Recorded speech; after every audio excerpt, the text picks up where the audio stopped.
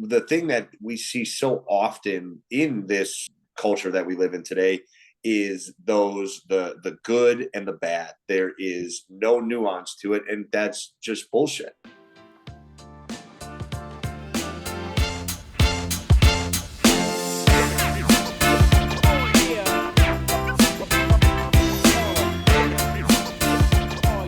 Hey everybody, welcome back to another episode of the Better Basics podcast. My name is Matt Stone. As always, I got my buddy here, Dylan Waldhuter. Dylan, I just asked before we started recording if you can hear those birds chirping in the background.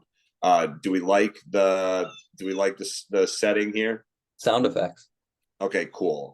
Yeah, so I live in the woods and we don't have air conditioning, and it's summer here in Wisconsin. So my windows are open and the birds are chirping, which, just puts a little pep in my step. It makes me feel good. And that kind of lends itself nicely into what we came here to talk about today, which is what being healthy actually means. Yeah, I'm excited to talk about this. I think we talk a lot about how much of our lives can be informed by the stuff we see in social media and the things we read on the internet. And there seem to be these pillars of what it means to be healthy that are commonly communicated by the media, by the average fitness influencer. And while there are definitely some tenets to good health, right? Like eating well is a very important tenet of good health, but there's a lot of nuance to what that ultimately means. Being more active is a tenet to good health, but the way that it's communicated sometimes is a bit confusing. What does it really mean to be healthy around fitness? So we're going to get into dispelling some of the myths that we may see, or add that additional color and nuance around some of these pillars that are commonly communicated to us to provide maybe a better understanding from our own experiences of what it actually means to be healthy. Yeah, because a lot of the messages that the health and fitness wellness space is putting out there, the messages are good on the most base level, but it gets lost and mixed up and diluted in with all this mess that is the world we live in and social media, and how people make livings off of having these outlandish and more like polarized opinions on things. And so yeah, you nailed it. We're going to kind of go through a lot of these things that seem kind of obvious, but also might be just misportrayed in modern society, and especially like internet culture. So and I think we live in a world where, like, it's commonly communicated to us that more equals better, right? And so it's really easy. It happened to me when I first got into this whole world of fitness and nutrition, where you become almost obsessed with one of these tenets of good health and take it to its extreme. And in doing so, it actually becomes a bit unhealthy. So a good example of this to kick things off is, we all know that it's good, that it's healthy to make good choices around food, right? That whole foods are better than ultra processed foods, and that we're going to get better nutrition out of them, more micronutrients, better for our overall health, right? So yeah, we get these messages around dirty foods and making sure that you're eating clean, which doesn't even really mean anything, and making sure that you're eating healthy. Yeah. Really, what's healthy with regards to nutrition is the relationship that you have with the food that you're eating, right? Mm-hmm. Yeah, and let's not get it twisted. What you put in your body, how you fuel it, does matter. There is a reason why, if you really want to optimize your nutrition, why, tracking some certain items, might make sense for you.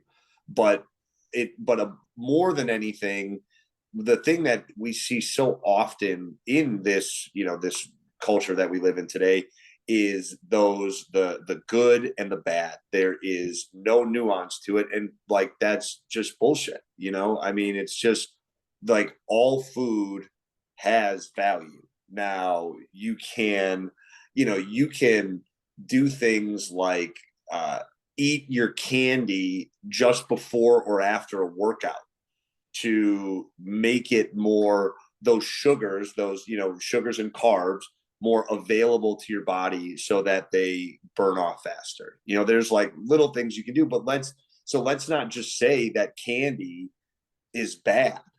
Hmm. And candy's delicious. Yeah, what if you just like candy and makes you feel good every once in a while, right? Exactly. It's very much about the relationship. Is the way you're eating associated with a specific goal?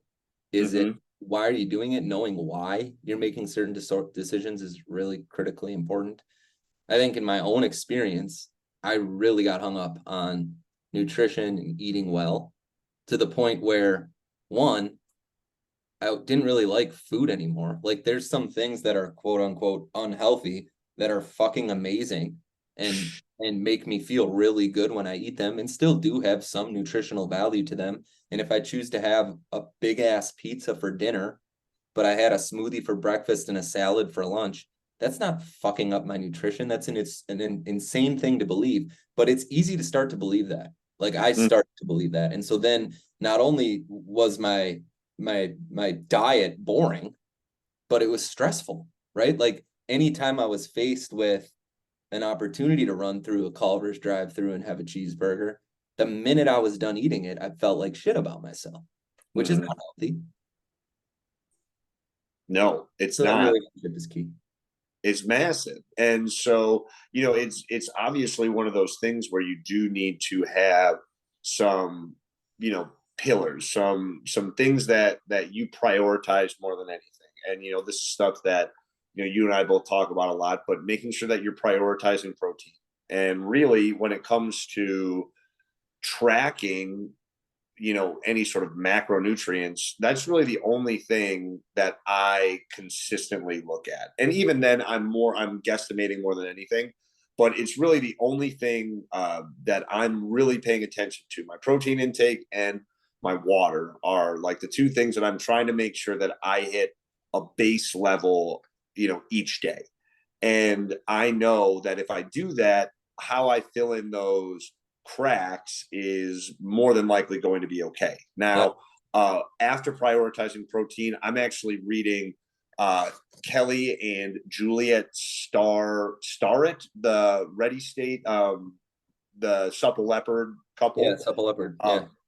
but they just came out with a new book called Built to Move, and it's fantastic. But in it, they have a really interesting way of talking about nutrition in what they're calling the 800-gram challenge or rule. So what they are saying is that outside of protein and everything else, if you can get 800 grams a day of fruits and vegetables, you're going to put yourself in a really good spot. So now they're saying this includes things like beans and even tomato sauce and all these, like it's not just I have to be eating raw carrots, but to give you, a quick idea of what 800 grams looks like, an apple, just a normal sized apple, is like 180, about 180 to 200 grams. Yeah. Or you've got like a couple blueberries, which is going to be about 150. So it's not a 800 grams, especially if we're grabbing different things, not just eating the same fruits and vegetables. That's a pretty attainable thing to try and shoot for as well. And then if you do that and prioritize protein, honestly, have as much ice cream as you want. Eat the ice cream. I just Googled a cup of tomato sauce is 225 grams. Pair that up with some Banza chickpea pasta, which is super high in protein. And now you're Mm-hmm. eating spaghetti for dinner, which a lot of people would lead you to believe is an unhealthy thing. And Mm-hmm. you're having a really square, healthy meal, high in protein, high in fruits and vegetables. So there's all sorts of misconceptions around this stuff. I love the prioritized protein, build the plate around that protein. I look at fiber quite a bit too, just because I like to take a good poop every day. and it helps me quite a bit. The beans, the chickpeas are things that are both high in protein and high in fiber, so that's really helpful. And I maybe just conclude the nutrition point on the 80-20 rule that a lot of people communicate. I love. If 4 out of every 5 decisions you make around food is a good one, and good is it's nuanced, right? We're talking about that right now, but it is that 800-gram rule, or it is prioritizing protein that you can have ice cream, you can have pizza, you can have a cheeseburger, 1 out of every 5 times, and you're going to be setting yourself up for success. And Especially, you're going to enjoy it a heck of a lot more. right. Yep. Yeah. So that's a big one. On the fitness front, I think we see a lot from a lot of the hardcore fitness influencers that working out as much as possible and pushing yourself and beating yourself up and being sore and making sure you get a good sweat in your workout is the healthy way to execute fitness.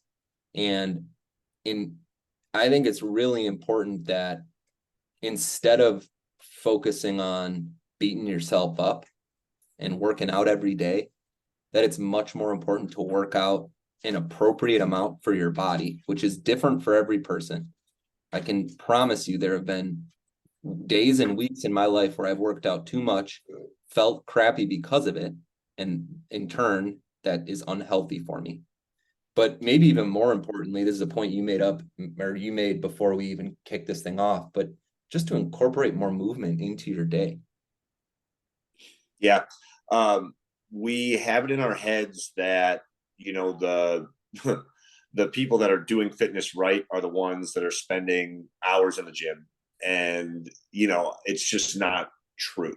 For some people it is. And if it's your job, sure. If you're a competitive athlete, those are the goals that you have. Of course, you're going to need to put, more priority on your workouts. But for the rest of us who work jobs and have families and have stresses of life outside of being physically fit, sometimes you have to realize when training less is actually more, and understanding that you're going to have better workouts, you're going to see better results from those workouts, and you're going to feel better. Now, the caveat, with that is saying, you still have to be working out consistently. You can't just take this message for somebody that hasn't spent any time in the gym, or has been inconsistent for years, and say, hey, do less. Because there is a time when you have to make sure that you're doing enough. But for those of us that are training consistently, that do have a consistent regimen, and are feeling fatigue, are feeling a little burnt out, maybe aren't seeing the results that we want, you're going to be healthier by doing less. And a really good example of that is my current training schedule, because I've got my, my personal training business. I've got Matea, my partner's sourdough bread business. We've got, this thing going on, and there's, and then of course I've got a 7-year-old. And so life really has never been busier for me. And so finding an hour to an hour, and really, an hour to an hour and a half, 3 to 4 days a week to get into the gym has been really freaking challenging. It's been really, really hard. And so what I've ended up doing is I go 6 days a week, and I go for at least 15 minutes. Sometimes it ends up being a half hour, but it's 15 to 30 minutes. I do a little bit of mobility. I've got a mobility app that I like to use, and then I do 2 complementing lifts. And I go as hard as I can in those lifts. It feels amazing. And then I still have the energy to go back home. And this is what my body needs right now. And that's not to say I'm going to train like this forever, but it's something that I realized, I was burnt out with trying to get to the gym for, over, an hour plus multiple times a week. And so you just got to figure out what your body's saying to you. Yeah, I don't have the professional or childcare demands in my life that you have at this point. It is the summer, and I've been enjoying the summer. I've been playing a lot of golf. I'm playing insanely good golf. My index is down to 6, um, which has been super fun. Playing golf well is insanely fun. And as a result, I've been strength training less than I had previously. I was really consistently training hard 3 to 4 days a week for the better part of 2 years and saw great progress with that. But I certainly, especially with as much golf as I've been playing and just trying to move a bit more, my body was starting to feel a bit sore. My joints were aching. I tweaked my back deadlifting. In the last month, I've been training 2 days a week for an hour, and I I have seen better aesthetic progress in my muscles, and my body feels 100 times better. So that the whole point around the appropriate amount for your body, you have to account for the overall stress load of your given day or week and figure out for yourself what feels good. How can I stimulate enough stress to generate a response that's beneficial, but also what are the other stresses in my life that are contributing to the overall pie? And what piece of the pie do I want to give to strength training and fitness? And that's this balance thing again, right? It's the nuance in this. It's the relationship with exercise. It's the balance in exercise. It's the appropriate amount of exercise for you. Yeah, you're not going to like doing your workout every single day. Like that's part of it. It's understanding that there are some days that you just need to show up and do the work. But if you are dreading every one of your workouts, if every time you go to the gym or the majority of the time that you're going to the gym, you hate it, there's something wrong Yeah. with how you're doing it. And that's not to say that the exercises that you're doing is better, even, but maybe it's even something like the time that you're going to the gym, or what you're prioritizing when you're there, or the mood that you're in when you go there. And so it's just one of those things that we have to look past the rise and grind mentality sometimes and realize that we are doing enough, and a lot of times we're doing too much. Yeah. So we gotta have those honest assessments and say, how am I doing, and be fair. But if things are not feeling great and you're just like really having a tough time with it, then it might be time to just take a little step back, dial the intensity back just a bit, and see what happens. You bet. The next one I have is kind of tangentially related to both fitness and nutrition, and it's around, and we see this so much in the fitness influencer space, is the supplement push. Oh, yeah, And I'm glad you brought this up. Yeah, this is a big one. we've talked about supplements. You can go back and listen to a couple of our other episodes where we go through some of the supplements we see value in and some that are perhaps a bit overrated in our opinion and experience. But I think the message that this hot new supplement is going to cure your ailment or is really important for you to take on a daily basis is nonsense, and that rather what it means to be healthy is to recognize that supplements can have some value, and then be clear on why you're taking a supplement, the goal that it's supporting, and not blindly following the advice of health and fitness influencers that are pushing these things. Right. If you are actually concerned about being deficient in certain things and want to supplement, then you should start by getting some blood work done. Yeah, go see your And doctor. Yeah. and yeah, figure out if this supplement is even worth it for you. But even then, you're going to see more value out of trying to make some lifestyle changes. And if you are really deficient in vitamin D, get some sunlight. And now obviously in Wisconsin in the wintertime that's not always possible. But and then you can look for other options. getting it through food and getting sunlight when you have those opportunities. But right now it's August, it's sunny all the freaking time, man. Like we need to be soaking in these rays and instead of turning towards a product that is going to cost us money. And that's the biggest thing with supplements, and especially, and there are a bunch of high quality supplements out there, but high quality supplements for the most part are not cheap. And so let's, unless you have an unlimited bankroll to, experiment with some of these, and even then, you still want to make sure that you're talking to a doctor, because there are risks involved with taking supplements and overdoing some of these things. But if we're not taking care of the major pillars to begin with, then a supplement is not going to make us healthier. Yeah, I couldn't agree more. There's small rocks, right? We got to get the big rocks right first. And I think, 80-20 in the nutrition front, getting your 800 grams of fruits and vegetables, prioritizing your protein, that's going to fill a lot of those nutritional gaps anyways. So, yeah, supplements they're a scary kind of segment of this fitness and nutrition world that really require clear guidance and clear, a clear reason for taking them, being really clear on that and not just blindly following the marketing of a savvy fitness influencer.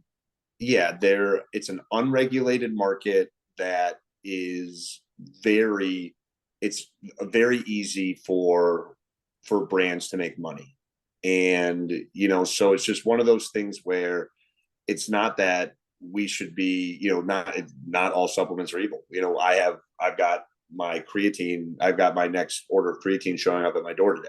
We both take supplements, but it's just making sure that we're doing like you said, we're moving the big rocks first and not relying on $200 of worth a month of supplements to make us feel better. Yeah. These next few are more into the world of mental health, and certainly a tricky topic. And I think the first message that I see way too much that I don't really align with is the importance of limiting stress at all costs. That stress is bad, and that we want to figure out how to get ahead of it and limit it as much as possible. And while there's certainly scenarios where limiting stress is a good thing, I think the important message around what it actually means to be healthy around stress is that you have the tools and support systems for dealing with stress. Well, 100%. But we also think about stress and how it was originally, was. And that was, there's an animal chasing us that's trying to kill us. We need to get the hell out of here. Cortisol levels spike. You tunnel vision, focus on one thing at a time. Breathing gets fast mouth breathing, and you escape. Then you have this major release, this dump of the cortisol, and your body can begin to regulate. Nowadays, stress is one of those things that we deal with from the moment we wake up, and a lot of us deal with it when we're sleeping. And it's just something that if we can, we're not going to live stress-free lives. That's one. We're not going to. Two, I agree with you. I don't think we should strive to live a stress-free lifestyle. Having stresses means that you are challenging yourself. It means that you're putting yourself in front of something that requires your body to physiologically change to help you get through it. But it's recognizing and using stress to be beneficial, as opposed to letting it get on top of us. And I agree, the best ways to deal with stress are to have these different channels and ways to deal with it. Yeah, and I think kind of a related message we hear a lot of is that it's really important that we're happy, and that we don't want to be depressed or have anxiety. And happiness is a great goal. But the realities of the life that you're talking about means that a lot of people are dealing with depression, anxiety, the stresses that we're discussing. And I think it's really important to make the point that it's okay not to be okay and to admit that you're not okay when you aren't feeling okay, and that it's really okay and important to seek the resources, the support, the help you need to work through that. That it's not about um, pushing those things off, but rather accepting them and then seeking out the support to help you work through them. Yeah, and there's a couple different ways to do that. One is obviously through therapy, and we're fortunate to live in a day and age where therapy's never been less stigmatized, and it's never been more available. So it is important that you do some research on the type of therapist you want to see, and make sure that you are talking to somebody that you think aligns with the type of help that you need. But yeah, there's no issue in talking to somebody, and it's never been more affordable either. But then on another way, and a way that I feel is even more important to to utilize, is your community. Yeah. And that's something that, especially, since since the pandemic, we've had people just become even more and more fragmented. Mhm. And we had our social interactions and our social circles really just you know taken away, and put on screens, and put in front of us on our phones and on our computers. And you know we've lost a lot of the community that really is how people thrive. We're meant to be in groups. We're meant to be with other people. Yeah, the other one that is really showing some interesting um outcomes in studies for depressive symptoms and anxiety is strength training. There was a recent article shared by Andy Galpin that, and I'm reading off my phone here, showed that resistance exercise induced statistically significant, clinically meaningful, large magnitude reductions in depressive symptoms from baseline to week 8. So that's really pretty intriguing. There are certainly cases in which medicine can be helpful as well. So if you're feeling this way, talking to your doctor about it, I think is important as well. But to your point around community, I think a lot of people find their community in today's world through their work, because we live in this world of grind and 9 to 5 for the most part. And as you mentioned, with the pandemic, a lot of that became more fragmented. A lot of people are working from home. A lot of people are struggling to find that community. And I think there's this misconception that's commonly communicated that we need to love what we do, that we need to love our job, that that's the priority. And while that's ideal and certainly would be great, the reality is that that's not going to be the case for the majority of people. And Mhm. I think what's healthy is to instead really focus on finding some purpose in components of the work that you do, that finding more of your purpose in your family and your friendships in that community that you mentioned offers an opportunity to achieve some of those things while still understanding that sometimes work isn't going to be your favorite thing to do. Yeah, and that's not us advocating for you sticking with a job that you hate, because if it truly is something that is affecting your mental health, you need to figure out a way to change it. But all jobs have aspects of it that kind of suck, no matter what. And so if you're looking for that fulfillment in your work that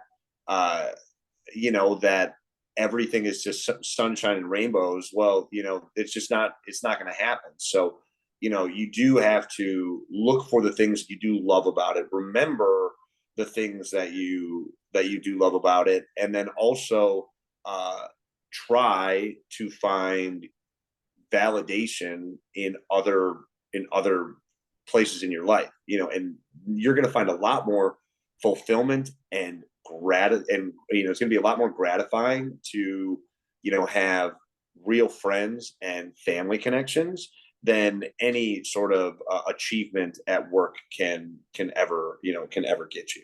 Yeah, and what I'm about to say is a lot easier said than done. I recognize that, but in the given moment, it's unlikely that you're going to have much control over what you do. You have to show up at work.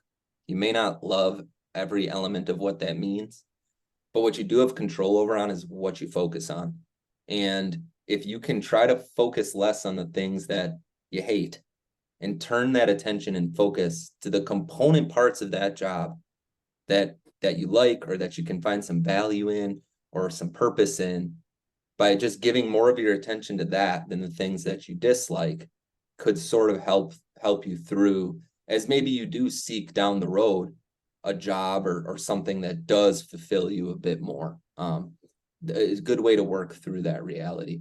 We're running out of time here because we're still a relatively low budget podcast, and we're on the free Zoom edition here. So I'm watching the clock count down from 2.5 minutes. The final point I wanted to make was, there's this message around the importance of being strong, being smart, being certain, being confident, all admirable qualities, all good things to strive for. But I think it's really important, we've mentioned this a lot, and it's really at the core of our podcast, that you lead with curiosity, that you prioritize learning and growing, and recognize that that certainty and strength and knowledge come with that by being curious, by seeking to learn and grow, that you'll be able to attain those things. And that is a much healthier place to live than being so certain about things that you're no longer willing to change your mind or expand or grow or learn new things. Yeah, be curious and don't be afraid to be wrong. Give stuff a try, and if it resonates with you, keep going. If not, that's okay. We all try stuff, and we're like, "Oh, that was stupid." Yeah. But that's part of the journey. So, thank you guys so much, Dylan. Appreciate your time, man. That was awesome. Yeah, fun to talk about. Would love to continue the conversation with those that are listening, and Yep. we're just exploring with you. So thanks for All being right. on the journey. Thanks, everybody.